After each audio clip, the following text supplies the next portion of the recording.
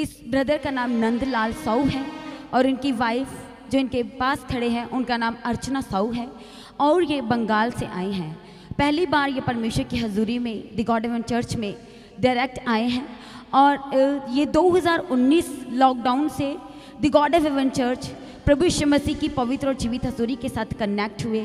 उससे पहले ये परिवार प्रभु यीशु मसीह को बिल्कुल भी नहीं जानते थे, पर ये एक चीज़ की खोज में थे जो था शांति। और ये बहुत मूर्ति पूजा करते थे। इनके घर में ऐसी कोई तस्वीर नहीं थी जो इनके घर में ना हो, हर एक मूर्ति इनके घर में थी। और ये ब्रदर बताते हैं कि हर साल में हर महीने ये पूजा जिसे कहते हैं एक बड़ी वो कराया करते थे। इनके घर में हर महीने ये होता था कि ये अन्य जाति से ये बिलोंग करते हैं और ये प्रभु यीशु मसीह को बिल्कुल भी नहीं जानते थे और इनके जीवन की सबसे बड़ी खोज शांति थी। और ये बताते थे कि इतना सब कुछ करने के बावजूद भी ये बिल्कुल भी शांति में बिल्कुल नहीं थे और लगातार मतलब कहते कि हमने सुबह से उठ के लग जाना सब कुछ करने में, तो भी कहते हैं कि बिल्कुल भी इनके जीवन में फिर भी शांति नहीं आती थी। सुबह से लेके दोपहर में भी कहते कि हमने करना कि हमारे मन में शांति आए। और ये शांति क्यों खोज रहे थे? इनकी जो पत्नी है अर्चना साहू, वो बहुत ज़्यादा चिड़चिड़ाहट उनके स्वभाव में था। लगातार वो बेड पे रहते थे, सो नहीं पाते थे, कहीं आना जाना नहीं कर पाते थे, लगातार सर में दर्द रहता था और डिप्रेशन में चले गए थे। बताते हैं कि ये सिस्टर डिप्रेशन में चले गए थे, एक चिंता लगातार इन्हें लगी रहती थी और घर में बहुत ज़्यादा लड़ाई झगड़े थे। और ये सिस्टर बताती हैं कि ये अच्छी रीति से खा पी भी नहीं सकते थे और ये बताते हैं कि ये सोचते थे कि मेरे जीवन का उद्देश्य क्या है, मैं क्यों इस धरती पर हूँ। और ये ब्रदर भी बताते हैं कि हमारे घर में ये सारी सिचुएशन चल रही थी और कहते कि हम सारे परिवार घर में 4 ही सदस्य हैं और बोलते कि सब एक दूसरे के साथ इसी तरह से अच्छी रीति से बात नहीं करना, लड़ाई झगड़ा, हर छोटी छोटी बात को बढ़ा देना, हर छोटी छोटी बात में लड़ाई झगड़ा करना और झगड़े कहते बहुत ज़्यादा बढ़ जाते थे, जिसकी वजह से ये सोचते थे कि हमारे घर का एक आधा सदस्य मर ही जाए तो अच्छा रहेगा। और इतना सब कुछ होने के बावजूद फिर ये एक ही चीज़ जो लगातार इनके मन में नहीं थी वो थी शांति। और ये बताते हैं कि इन्होंने बहुत बार, ये ब्रदर भी बताते हैं और इनकी वाइफ ने भी बताया कि लगातार ये सब कुछ घर में इतने तकरार, इतनी परिस्थितियाँ खराब थी कि एक ही बात सोचते थे कि अब मैं मर जाता हूँ, वो सोचते थे नहीं मैं ही मर जाती थी। और ये बताते कि इनके जीवन में यही कुछ चल रहा था। और ये बताते कि एक दिन ये सिस्टर अर्चना बताते कि एक दिन ये ऐसे ही अपने फ़ोन को लेके बैठे हुए थे और बताते कि उसके ऊपर सडनली प्रार्थना आई। 2019 की बात है।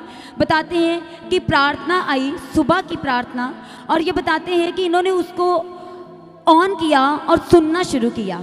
और ये सिस्टर बताते हैं कि उस प्रार्थना में लगातार शांति के वर्ड से प्रार्थना हो रही थी कि हमारा परमेश्वर, जो लोग अपने जीवन को ख़त्म करने का निर्णय करें हैं, प्रभु की ओर आए, वो आपको जीवन दान देने वाला परमेश्वर है, वो शांति का राजकुमार है, वो शांति का दाता है। और ये सिस्टर बताते कि ऐसे ये वर्ड्स और भी कहते हैं कि ऐसे वर्ड्स, पॉजिटिव वर्ड्स, जैसे जैसे हमारे घर की परिस्थितियाँ थी उसी से रिलेटेड उसके ऑपोजिट पॉजिटिव वर्ड्स के साथ प्रार्थना हो रही थी। जैसे कि ये सिस्टर सो नहीं पाते थे, डिप्रेशन में थे, चिंताओं में थे। और बताते कि इनके घर में बिजनेस भी अच्छा था, खाने पीने के लिए भी सब कुछ था, पर फिर भी ये एक बहुत ही अपने जीवन में एक खोज कि इतना सब कुछ होने के बावजूद हमारा घर सेट क्यों नहीं है, हम सही क्यों नहीं है, हमारे जीवन में शांति क्यों नहीं है।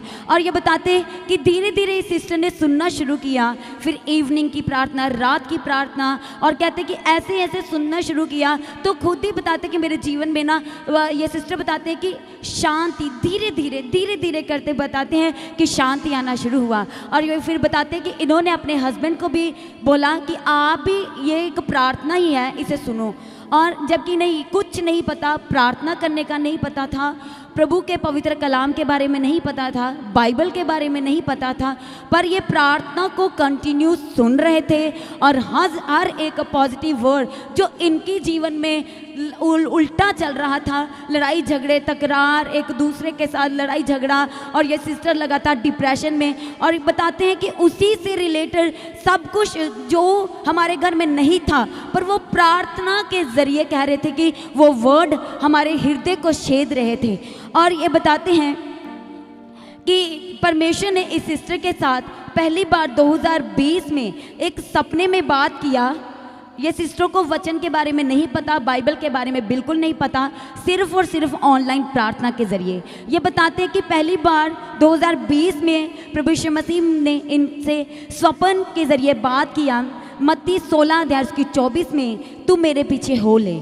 इतना ही वर्ड ये सिस्टर बताते हैं कि प्रभु यीशु मसीह की ओर से इनको मिला।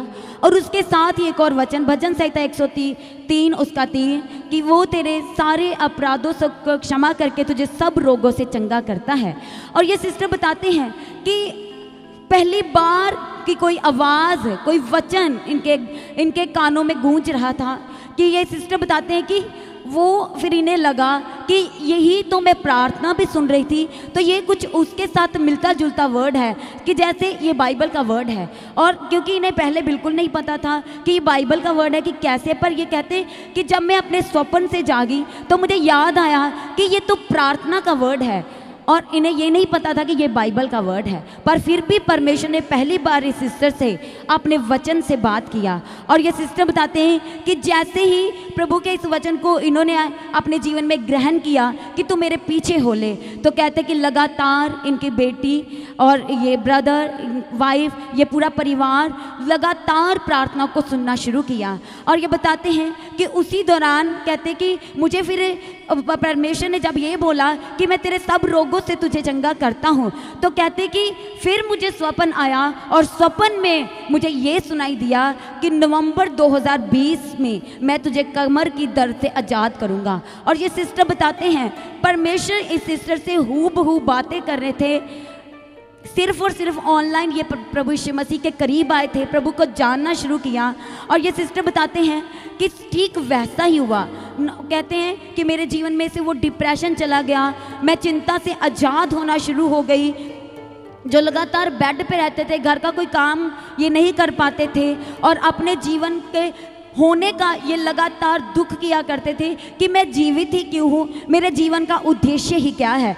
और ये सिस्टर बताते हैं कि जब इनके जीवन में से ये सारी बीमारियाँ धीरे धीरे जाना शुरू हुआ, तो ये बताते हैं कि जब नवंबर के मंथ में मुझे सबसे ज़्यादा प्रॉब्लम, ये सिस्टर बताते हैं कि कमर के दर्द से था। और ये बताते हैं कि जब नवंबर के मंथ में वो दर्द चला गया, पर इनको नवंबर में वो फील नहीं हुआ। ये बताते हैं कि उसके बाद जब दिसंबर में इन्होंने देखा, महसूस किया अपने जीवन में कि वो दर्द मुझे क्यों नहीं हो रहा, मैं क्यों नहीं फील कर पा रही। परमेश्वर ने इस सिस्टर से अपने वचन से पहली बार बात किया। और परमेश्वर हमारा अपने वायदों का सच्चा और वफादार परमेश्वर है। और प्रभु ने इस सिस्टर को उस डिप्रेशन से, लगातार ये बेड पर रहते थे उससे, और लगातार इनके सर में दर्द रहता था, सर दर्द से, चिंता से और बेवजह की डिप्रेशन में चले गए थे ये सिस्टर, उससे, घर के लड़ाई झगड़ों से, और ये खाना पीना अच्छी रीति से नहीं खा पा रहे थे। कहते कि जैसे ही 2019 में से प्रार्थना सुनना शुरू किया तो शांति आना शुरू हुआ। फिर 2020 में जब प्रभु ने अपने वचन से बात किया तो इन्हें पता चला स्वप्न से जाग करके कि ये तो हूबहू प्रार्थना के वर्ड है। और ये सिस्टर बताते हैं कि जब इनको ये सब महसूस होना शुरू हुआ दिसंबर 2020 में कि मुझे परमेश्वर ने छू लिया है और उसने मुझसे बात किया था और सच में मैं चंगी हो चुकी हूँ, हालेलुया। और सच में परमेश्वर ने अद्भुत रीति से इस परिवार को आज़ाद किया है।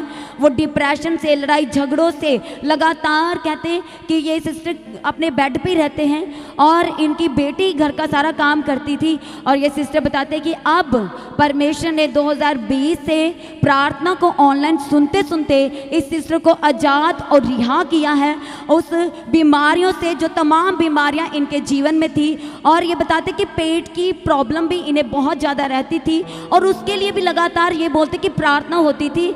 और ये सिस्टर को ये भी नहीं पता था कि उस प्रार्थना प्रार्थनाओं को रिसीव करना है। और ये बताते हैं कि पास्टर जी बोलते थे कि वर्ड को रिसीव करो, तो ये कहते थे कि वो आप सोचते थे कि ये रिसीव करना क्या है, मैं कैसे इसे रिसीव करूं। फिर एक दिन बताते हैं कि ये गवाहियों को सुनना शुरू किया इन्होंने, और भी ज़्यादा ऑनलाइन जो गवाहियाँ 2019 से लेकर 20 तक 21 तक कहते कि जो गवाहियाँ ऑनलाइन पढ़ती थी इन्होंने सुनना शुरू किया। तो कहते कि दूसरों की गवाहियाँ सुन के मुझे ये एहसास होने लगा कि रिसीव करना क्या होता है। जो वर्ड, जो मास प्रेयर में वर्ड बोले जाते हैं, जो चंगाई के हैं, जो छुटकारे के हैं, जो उद्धार के हैं, जो रिहाई के हैं, कहते कि वो मुझे समझ आया कि वो वर्ड को रिसीव करना है। और ये सिस्टर ने रिसीव करा जबकि ये जानते नहीं थे प्रभु को, और सिर्फ परमेश्वर ने ऑनलाइन इस सिस्टर को आज़ाद किया और स्वप्न में अपने वचन से बात किया और परमेश्वर ने इन्हें आज़ाद और रिहा किया। सबसे पहले इस पहली गवाही के लिए सभी जन जोरदार तालियों के साथ प्रभु यीशु मसीह का धन्यवाद करें। वो अपना वचन भेज के चंगा करता है, छुटकारा देता है, और परमेश्वर का जो वचन कहता है कि तू अपने लिए कोई मूर्ति खोद कर ना बनाना। और ये ब्रदर बताते हैं कि 2023 में, पहले 2019 से ये सुन रहे थे, पर ये वो चीज़ें भी इनके घर में थी। और ये बताते कि प्रार्थना लगातार सुन रहे थे, लगातार बताते कि हमारे घर में प्रार्थनाएं लगी रहती थी, पर वो सब चीज़ें भी थी। फिर इन्होंने 2023 में अपने मन में प्रभु का अपना उद्धारकर्ता, मुक्तिदाता ग्रहण किया, और इनके आसपास कोई भी इन्हें चर्च मिला, इन्होंने वहाँ पर संगति करना शुरू किया, और परमेश्वर ने सच में इन्हें वो सब चीज़ों से आज़ाद और रिहा कर दिया है। सभी जन इस आज़ादी के लिए जोरदार तालियों के साथ परमेश्वर का धन्यवाद करें सभी जन।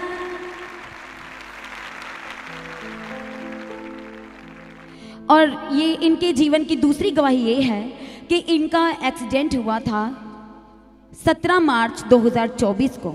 ये बताते हैं कि ये चर्च से अपने घर आ रहे थे, और ये बताते हैं कि ये ऑटो पे अपने घर वापस जा रहे थे, और बताते कि उस ऑटो का जो राइट टायर होता है वो कहते हैं कि वो अपने आप चलते ऑटो से उखड़ करके, ये बताते हैं कि वो राइट साइड जा करके वो गिर गया। और बताते कि इनका ऑटो जो था वो भी उसी साइड गिरा, पर ये लोग उसकी लेफ्ट साइड गिर गए। परमेश्वर ने इन परिवार को, इनके फैमिली को, इस ब्रदर को, इस सिस्टर को, ये ड्राइव कर रहे थे, उस ऑटो में थे बैठे हुए, और ये बताते हैं कि पता नहीं कैसे कि ये कैसे उस लेफ़्ट साइड पे जा कर के गिरे। यदि ये बताते हैं कि वो, यदि ये लोग उसकी राइट साइड गिरते तो बिल्कुल भी इन्होंने जीवित नहीं रहना था, क्योंकि बोलते कि रोड का इतना ज़्यादा वहाँ पर ट्रैफिक था कि हो ही नहीं सकता था कि ये उसके लेफ़्ट साइड गिरते। और ये बताते कि ये उसके लेफ़्ट साइड गिरे तो ऑटो जो राइट साइड गिरे, फिर इनके लेफ़्ट साइड आकर के इनके ऊपर ऑटो गिर गया। और ये बताते हैं कि उस सब से, जैसे इस सिस्टर के आप लेफ्ट पैर में देख सकते हैं कि थोड़ा सा उस एक्सीडेंट का निशान भी है।